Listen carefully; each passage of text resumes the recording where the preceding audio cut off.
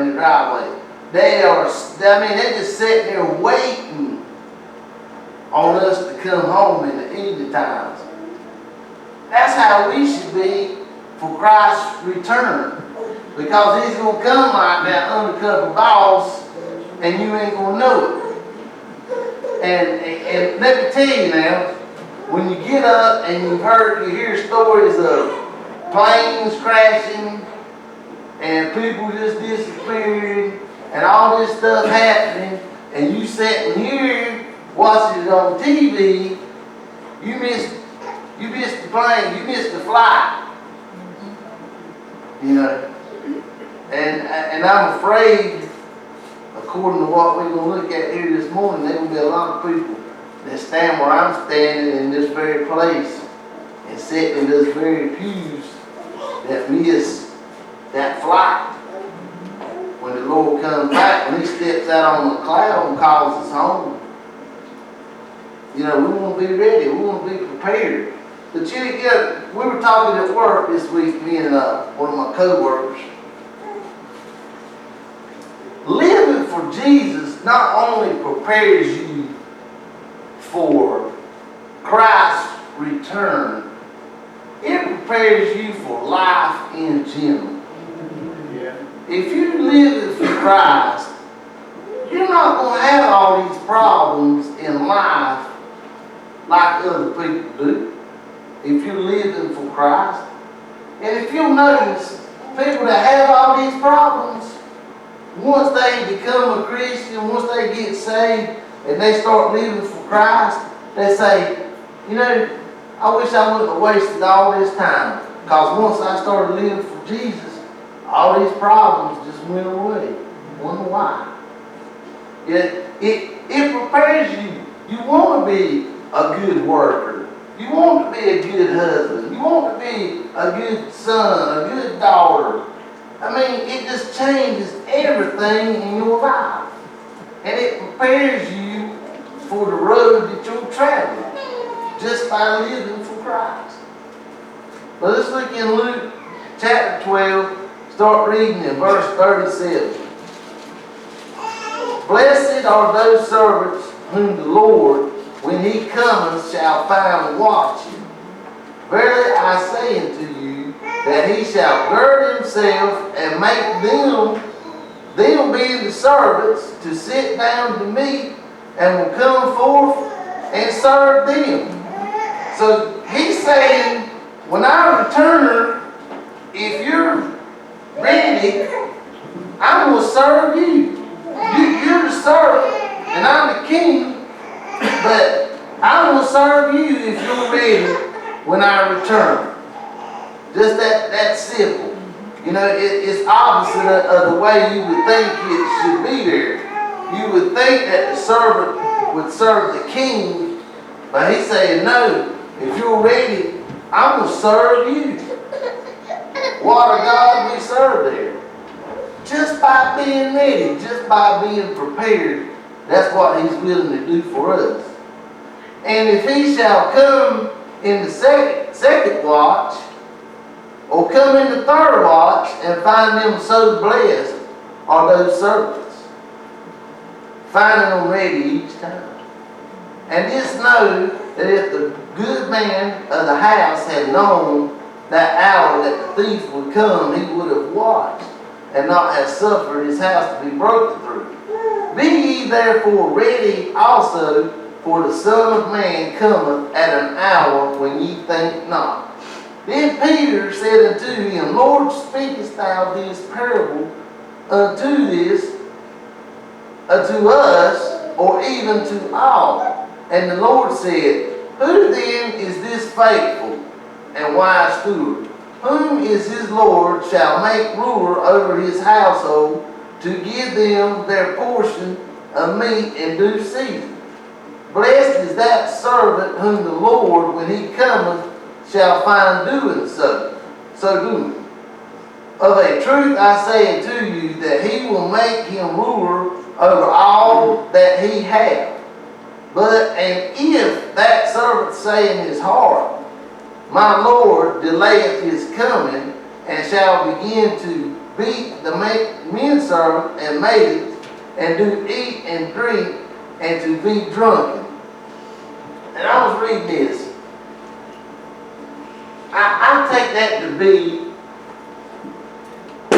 the Christian that maybe has backslidden there. The one that knows the truth, that knows that Christ is coming someday. The one that says, I know he's coming, but I'm going to live and do as I please. I'm going to do what I want to do. I'm going to just live like the devil, and maybe I can get things right and make it right before he comes. But you know, in being prepared and being ready for Christ to come, the first thing we must do to be prepared, God must be master of our life. Okay? So this one, maybe God was master at one time, but now he's become master of his own life. He's taking control and doing as he pleases, and living a life that's not pleasing to God. But he's thinking maybe he's going to get away with it. And let me tell you, I think we actually forget whom we serve. I think that we feel that maybe if we can fool man and get this swept under the rug and just so that man don't know that we've gotten away with it, and that's a big lie that's ever been conceived or told. We feel like, as long as mom and daddy don't find out about it, or husband and wife don't find out about it, we've gotten away with it. It's hid, it's gone.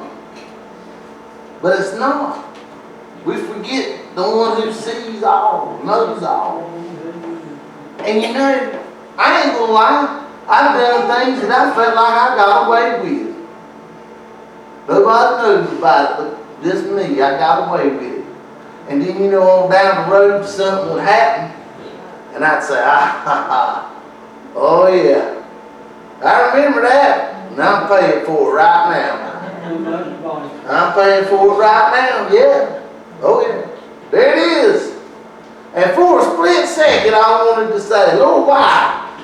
And then I thought, well, I know why. I know exactly why. Because, Lord, I went against you. And now I'm getting my just reward right now.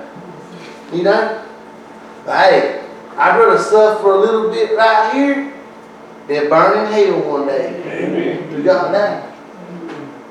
And we don't get away with nothing.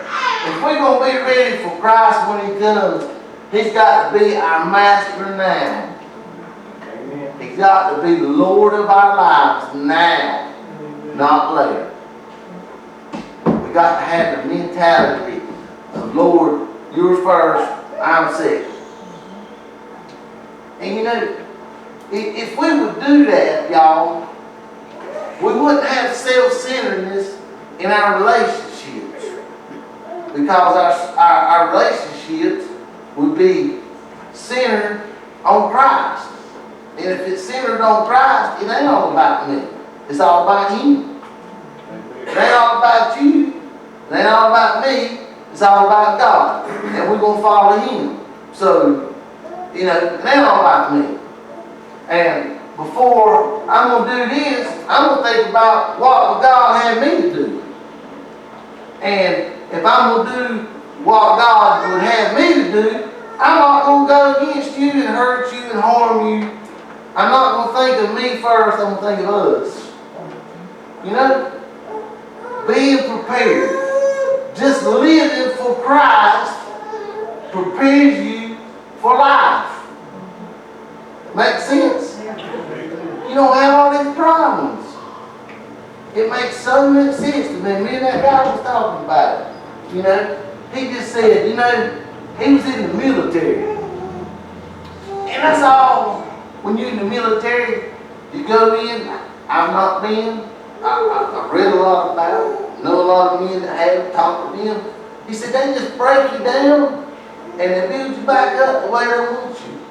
And they're preparing you for things the whole way. And you know, I see this part and I think that, you know, well, dog, I thought that drill sergeant hated me. But really, he cared about me and he was toughening me up and preparing me for this part of whenever I got to this point of my training. You know, when I got there, it wasn't that hard because I was prepared. The things in life that Christ prepares us for. When you get to that, it wasn't that hard because you were prepared when you got there. You see what I'm saying? Let's live for Christ. If He's going to be our master, what have we got to be to Him? His servant. We got to be His servant. So if we're going to be His servant, we got to be, yes, Lord, I'll do it. And you know, that's a hard thing to do. If He's not your master, you can't be His servant. For the simple fact of you going to be wanting to do things that you want to do. And spend things where you want to spend it. I mean, it's just so many things that you can look at there. You got to be, He's your master. If you're going to be His servant, you got to put Him first in everything. Time, finances, I mean, everything He's got to come first. And that's hard. It is.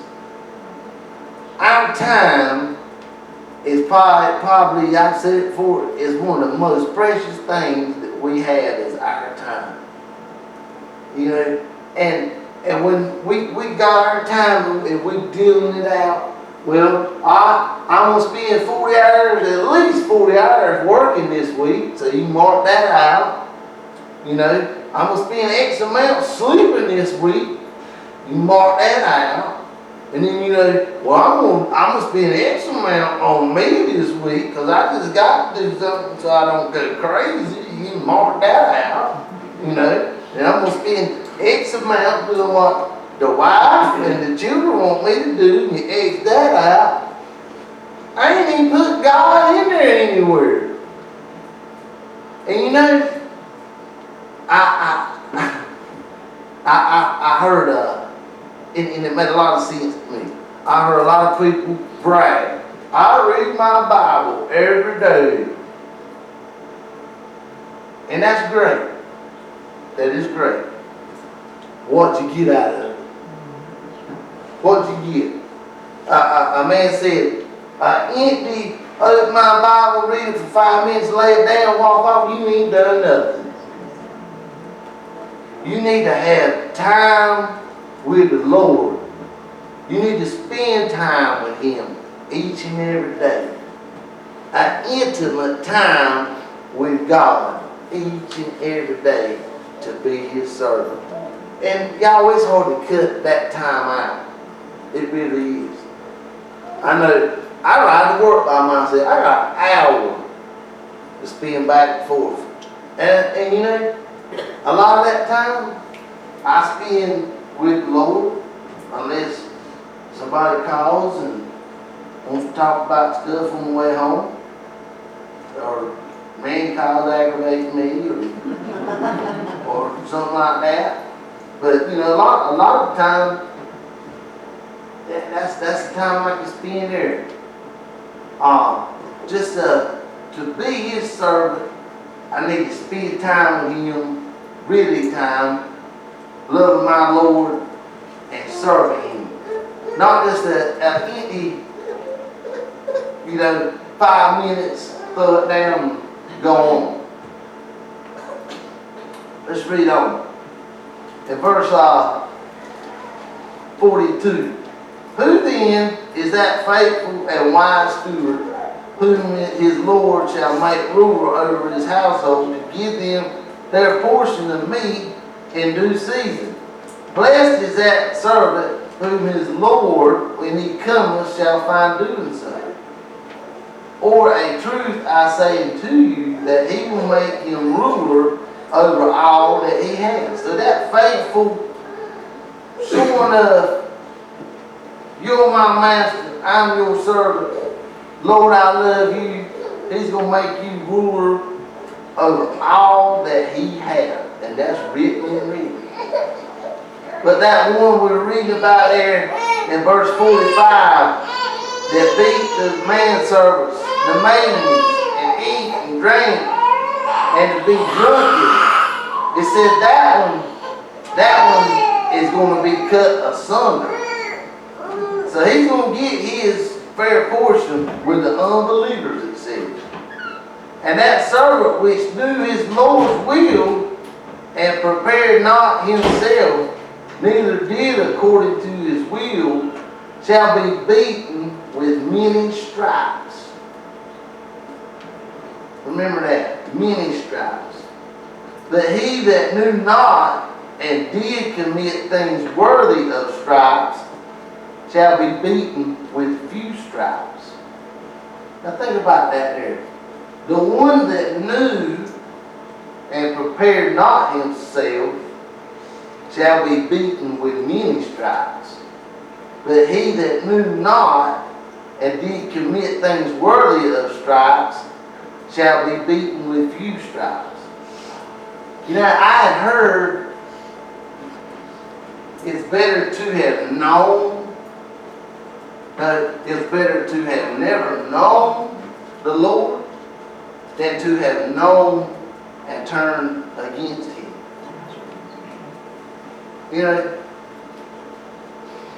And that's something, y'all, I had to tell you. I ain't up on this different levels of hell and all this stuff. I don't know about that. But I know what that's saying right there. It's saying that one that knew and didn't is going to fare way worse than that one that didn't know. So to know Christ, to hear the word, to have it preached to you, to know right from wrong, to know a sin's a sin and do it anyway, you're in way worse shape than that one that don't even know. Is what I'm getting from that right there. To be prepared for Christ's return. We must live like today is the day. I ask everybody that. If you're saved and sitting here today, your hand should have flew up when I asked, are you looking for Christ to come back today? Because today is that day. And if you're lost and you sit here today, today is the day of salvation. Today is the day when all that can change. When you can know that you know that you know that Christ returned today, you prepared, you've made things right, and you're ready to take that flight. But God's going to judge all of us accordingly on that day. Reading in his word right here. In verse 48. But he that knew not and did commit things worthy of stripes shall be beaten with few stripes. For unto whosoever much is given, of him shall be much, of him shall be much required. And to whom men have committed much, of him they will ask the more. For unto whomsoever much is given, of him shall be much required. And I've read and looked at that, you know, our talents that we're given. You sitting here today, each and every one is different. Yeah, I can't play the piano. I can't sing.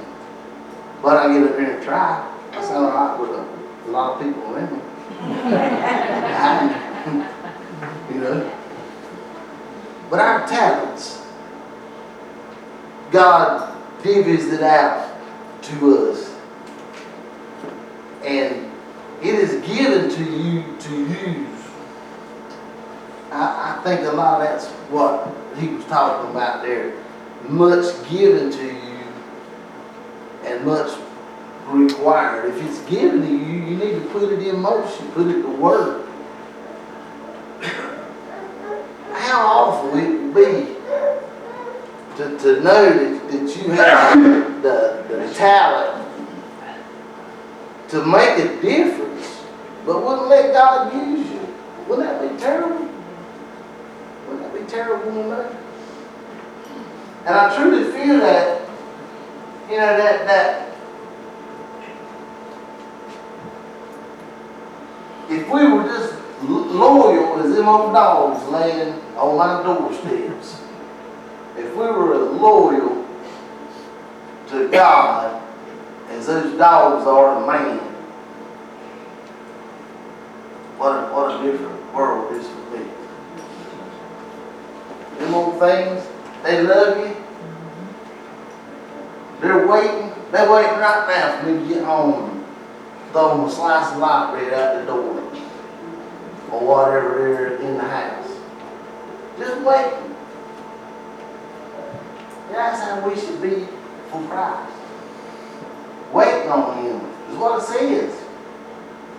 Let's don't be like that one he was talking about there. The one that was beating the men and the maidens and laying around. I can just picture that person there. I see you know, he done made everybody mad there in the palace and it's a mess and everything's strung and he's laid up there drunk.